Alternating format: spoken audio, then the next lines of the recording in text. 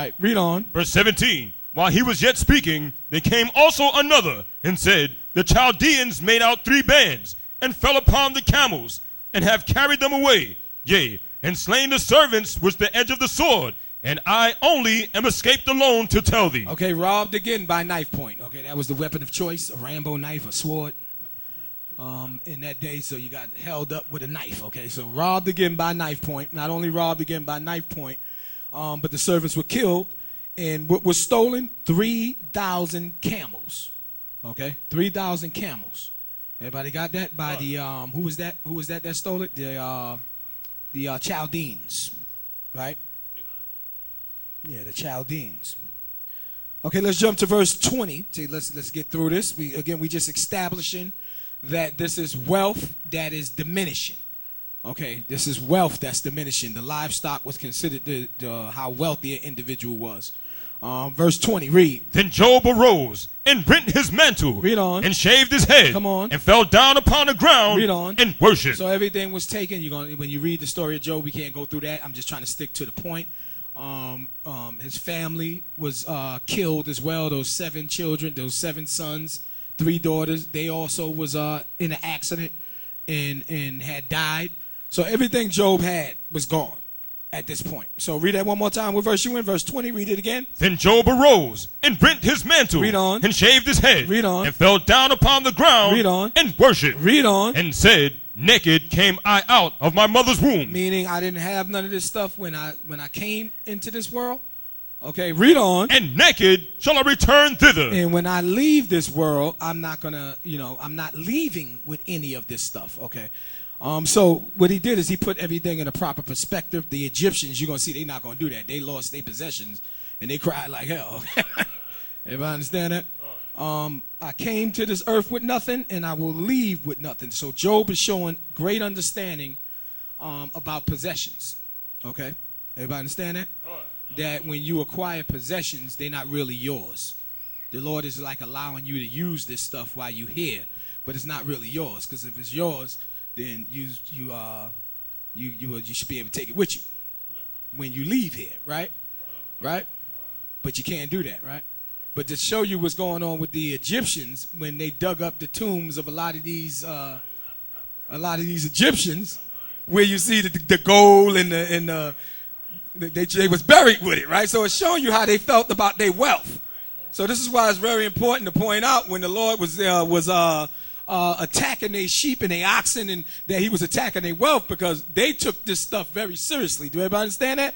The way Job understands it is, this is not really mine. The Lord allowed me to accumulate this stuff. So if the Lord want to take it away from me, blessed be the name of God. That's how Job looked at everything. Everybody see that? Let's go to 1 Timothy chapter 6. And maybe that can help some of us with the way that you think about things. You lose $1 and you go crazy. You go, I lost my $1. You be depressed for about bipolar for the next 10 years because you lost 4 quarters. Your car got repoed and you act like you don't have life no more, as if the scripture says it's not the life more than raiment. Okay, the life is much more than the things that you accumulate during your lifetime. And this is what Job had, even some of the hardest things, like, again, children. Do you understand? And he just came to that realization to keep himself sane, that God is in control. He's in ultimate control of everything. And anything that you get, he gave you. This is how Job looked at that. So if he gave it to you, then he has a right to take it away from you, because it's not yours, it's his. That's how Job was looking at it. That ain't how the Egyptians looked at it. Remember, they got buried with their stuff. They even killed their servants, and right? They even murdered their maids and butlers so they could serve them in the afterlife. They was getting damn stabbed and thrown into the grave and all that. Huh? Like, you got to come with me, okay? Who's going to bring my dinner? Like, let's get the book of 1 Timothy chapter 6. Show you the nation, and these supposed to be the wise. Remember you heard about the wisdom of Egypt? I don't, people be buying into that stuff, man. Moab, the ancient Chinese secrets. Who give a goddamn if the Chinese got a secret, okay? All the stuff to try to intrigue Israel to make you think that you about the Confucius, right? Try to make you think you about to gain some wisdom that's hidden, okay? 1 Timothy chapter 6, verse 7. Read that for me, please. For we brought nothing into this world. Read it again. For we brought nothing into this world. How do you come out? How do you come out? Okay, I'm gonna just leave. How do you come out? You come out with a gold bar in your hand. How you come out? Huh? Come out counting damn Benjamins. Come out with a knot. The Lord be like, okay, take this with you in the womb. Come out. This is your inheritance. Obviously, why is there a time to get and there's a time to lose? Why? Why ain't there a time to fly? Okay. There's certain things there's no time for. Everybody understand that? If you think it's a time, well, flying in the airplane, but if you think it's a time to fly as a human being, that means it's time to die. Okay? Because you done lost your damn mind. Right? You don't have wings to mount up like the angels do, like the birds do. Do everybody understand that? So there is not a time for certain things. So why is there a time to get and a time to lose? Everything there's a time for is because there's a lesson involved in it. And we don't realize those things. Okay, everything that the Lord is doing, especially for the righteous, is preparing you for the future. Everything. When you lose something, and most likely 9 times out of 10, there was all kind of warning signs that you was about to lose something, but you ain't pay no attention to it because you're irresponsible. Okay, so the Lord is trying to show you responsibility. Like if you really took care of this, then you wouldn't how many times you done lost the phone or lost some keys? Or if you really took care of it, if you really paid attention to what you was doing, you wouldn't have just left it on the in the food court no more. So it's not about that phone, but it's about your brain. It's about your level of responsibility. It's about your mentality. Okay? The Lord don't want you to be a forgetful individual. Do everybody understand that? There's many lessons. Everybody got that? Okay, read it one more time. Verse 10.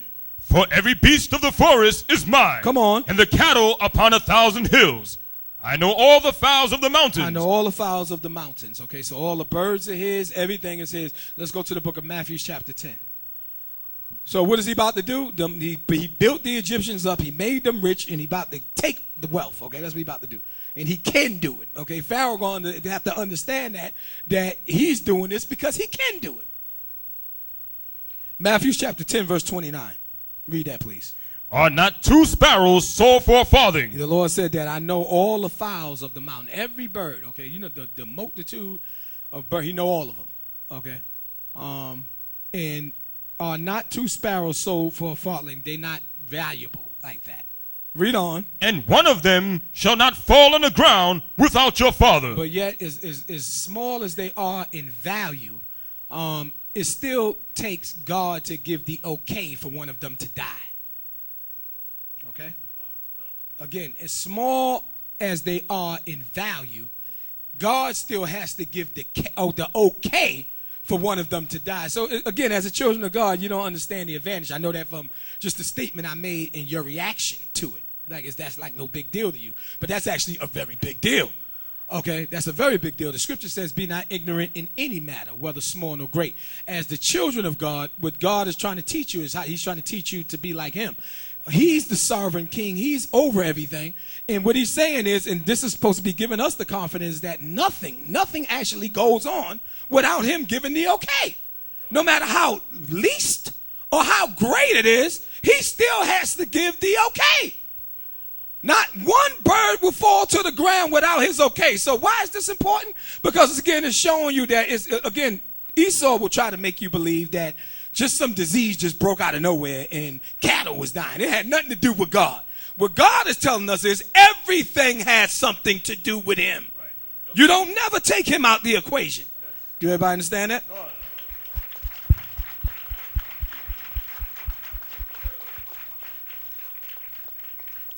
Let's go to the book of Exodus. Let's go back to Exodus chapter 9. Exodus chapter 9. So this is the lesson that the Lord has given to the heathens and to Israelites on the planet Earth. All these heathens that believe in idols and think that they got to stab somebody in the neck in order to be blessed. And that's how they get cattle. And they got to drink the blood of babies and make a damn tohogi, and be a cannibal in order to be blessed, right? in Israel that adopt those ways and got to think about all these strange rituals and different things they got to do in order to get a blessing, in order to be pregnant, in order for all of that is nonsense. And what the Lord is showing in this judgment of the Egyptians as him as God is, everything ultimately goes back to him. Do everybody understand that? Let's go back to Exodus chapter 9, verse 4. What verse did we leave off at? Verse 3. Exodus chapter 9 and 3. Read that again. Behold, the hand of the Lord is upon thy cattle. Okay, so what is this now? Is they riches. Everybody understand that? Read it again. Behold, the hand of the Lord is upon thy cattle. Why is it they riches? Because the Egyptians were the wealthiest country in the world at that time. They were built up. Remember, through Joseph, that was great. Egypt became very great and very wealthy. So the citizens of that country, usually a wealthy country, the citizens of that country is very wealthy as well. Do everybody understand that? Okay, so now read on. Which is in the field, upon the horses, upon the asses, Come on. upon the camels, Come on. upon the oxen, Come on. and upon the sheep. Come on. There shall be a very grievous murrain. Read on. And the Lord shall sever between the cattle of Israel Come on. and the cattle of Egypt. Meaning it's going to be, now this is again showing the power of the Almighty.